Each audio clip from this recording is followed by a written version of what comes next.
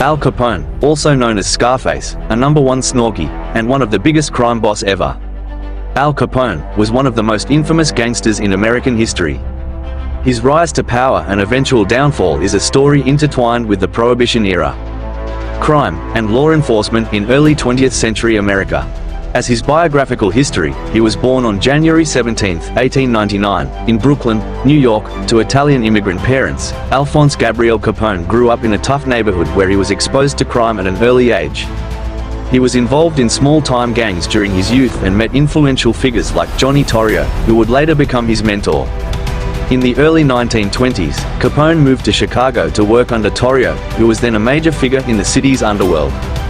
Prohibition, which started in 1920, created a lucrative opportunity for bootlegging. Capone quickly became involved in the illegal alcohol trade. As most involvement in gangs and illegal activities and, after an assassination attempt in 1925, Torrio handed control of his operations to Capone, who was only 26 at the time. Later on, Capone expanded his empire by eliminating rivals and taking over their territories. His operations included bootlegging, gambling, and prostitution.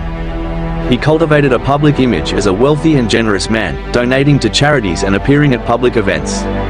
As he was rising his power and enforcement to illegal, and he became a well-known figure in crime. Let's have a look on how he took control on controlling the whole city and influence.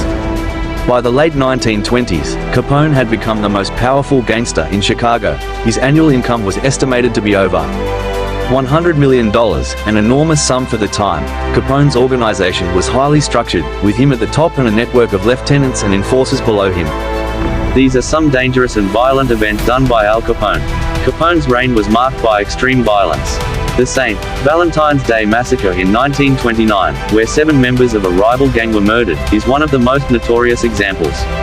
He maintained control through bribery and intimidation, corrupting law enforcement and political officials. In next video we will tell you his illegal activities and crime events that he had done.